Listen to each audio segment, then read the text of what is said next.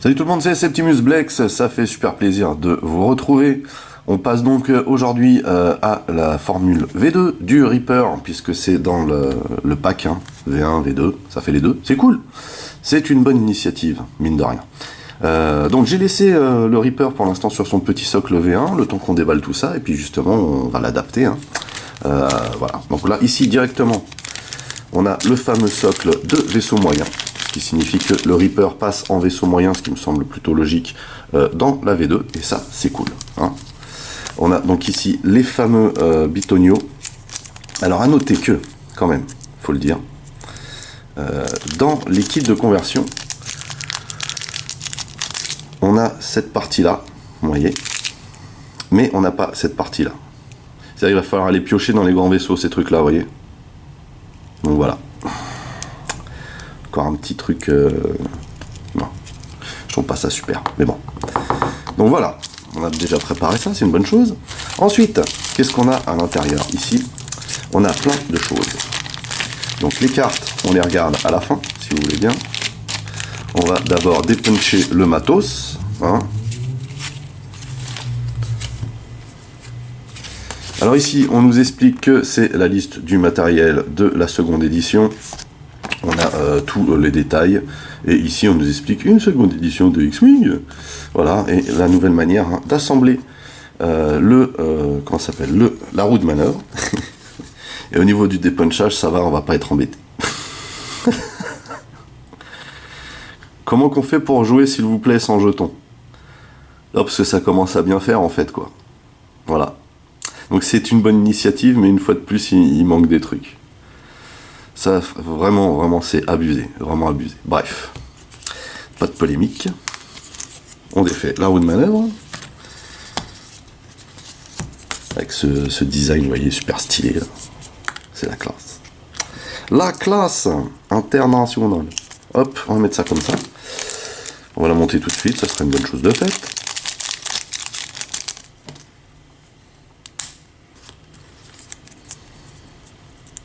Hop. Et hop. Voilà donc la nouvelle roue de manœuvre montée. Au niveau des déplacements, on notera aussi, hein, bien entendu, par rapport à la V1, qu'il y a quand même beaucoup de choses qui varient.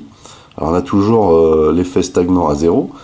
Par contre, on a à 1 plusieurs types de manœuvres spéciales rouges.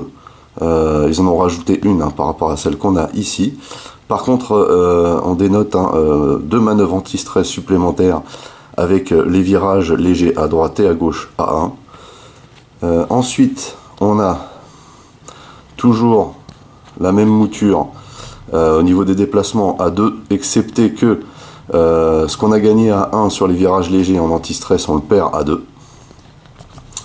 Et à 3, on a toujours le virage léger qui n'est plus stressant en V2. Hein, et par contre, la manœuvre 3, elle, tout droit, est toujours anti-stress. Et on a ici, vous voyez, le marqueur de vaisseau, très épuré, hein, comme on a pu le constater plein de fois sur les autres vidéos que j'ai faites auparavant. Ici, on a donc l'arc de visée et on a l'arc de visée bullseye. Voilà. Hop. Alors à noter que ici on a Vermeil qui est quand même à 4 d'initiative, sachant que maintenant le maximum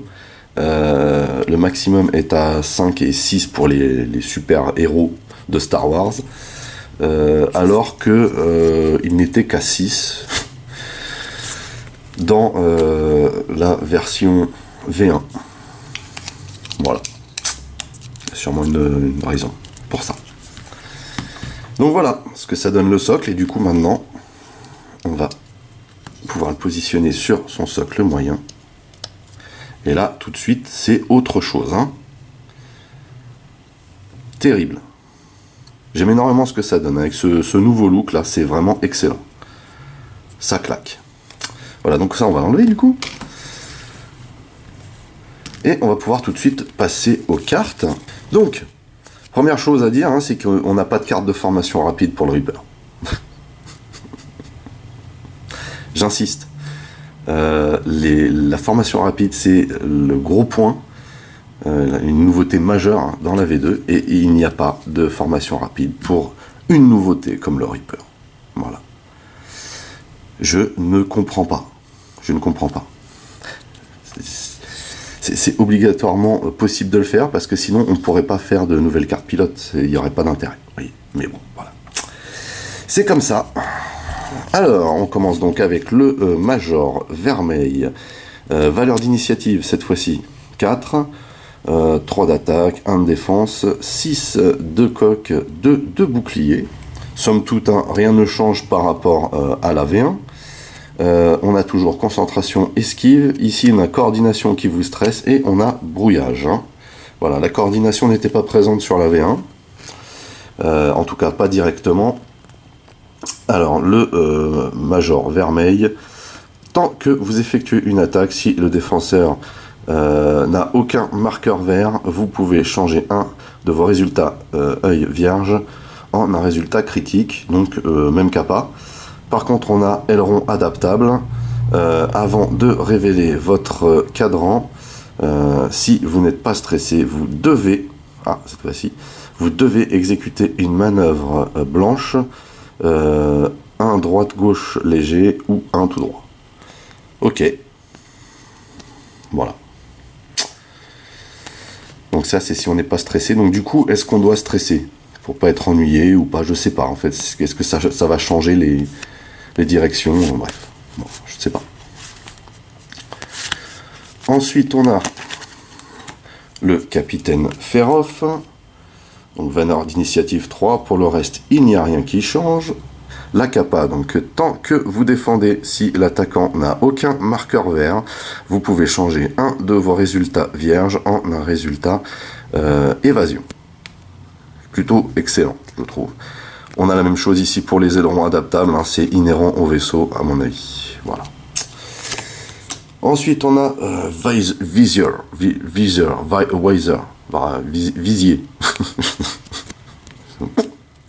on va dire.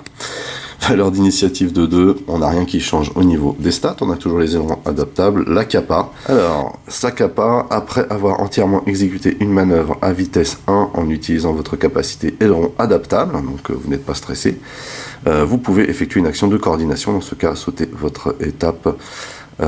Effectuer une action, c'est logique, puisqu'après, l'action de coordination ici est en rouge et vous stresse. Voilà. C'est normal. Et ici, on a le pilote lambda. Valeur d'initiative 1, voilà, plus faible, il n'y a pas. Toujours les ailerons adaptables, et puis lui, il n'a pas de capa. Ici, on a la fameuse carte d'état, on la lira après. Alors, pour les cartes d'amélioration, on a ici de la médaille, c'est notifié un vaisseau petit ou moyen. On a feinte, ici. Tant que vous effectuez une attaque, si vous avez un marqueur d'évasion, vous pouvez changer un de vos résultats évasion, un des résultats d'évasion du défenseur en un résultat œil. Ok, ça me va. On l'a 2 fois. Ensuite, on a tactique de nuée, la fameuse tactique de nuée. Au début de la phase de combat, vous pouvez choisir un vaisseau allié situé à portée 1. Dans ce cas, considérez que l'initiative de ce vaisseau est égale à la vôtre jusqu'à la fin du round. Pas mal ça, hein. Pas mal. Alors ici on a du double passager.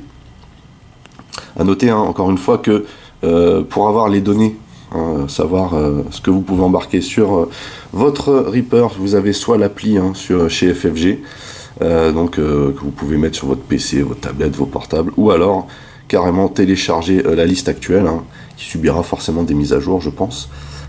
C'est la seule solution puisqu'on n'a plus de barre de staff ni de points d'escadron sur ces cartes. Death Trooper, donc hein, une capacité, enfin une amélioration à puce, c'est-à-dire que vous ne pouvez pas l'avoir ailleurs. Pendant la phase d'activation, les vaisseaux ennemis à portée 0-1 ne peuvent pas retirer de marqueur de stress. Aïe aïe aïe. Ça c'est violent par contre. Les Death Troopers, je les trouve beaucoup plus puissants en V2 que dans la V1. Hein. Ça le mérite d'être clair. Par contre, 2.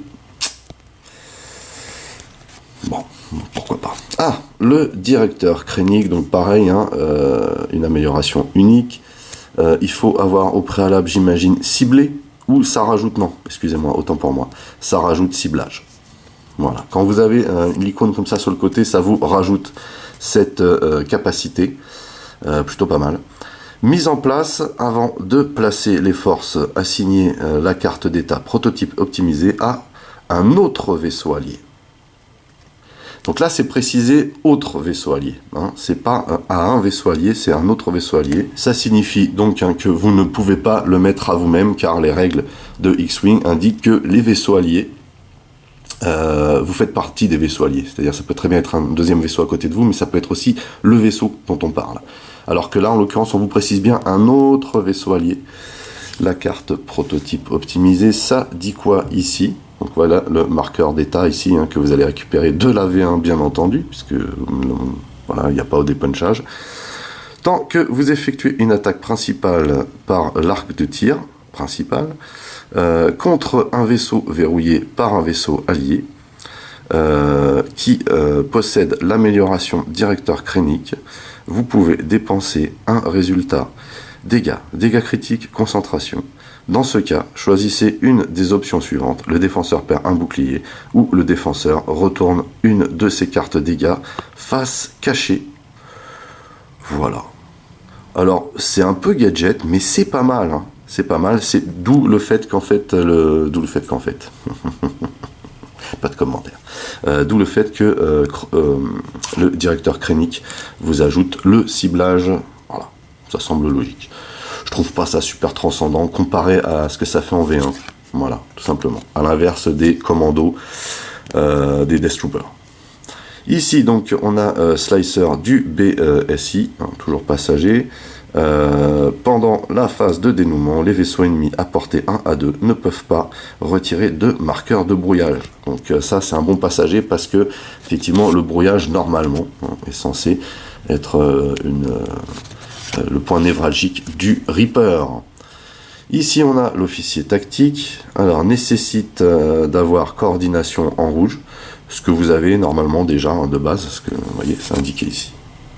Voilà, vous ne pouvez pas ajouter cette carte-là à un autre pilote qui n'a pas de coordination en rouge. Considérez que la difficulté de vos coordinations est blanche. Ça valait vraiment le coup de mettre ça, sérieusement. Donc voilà, bref.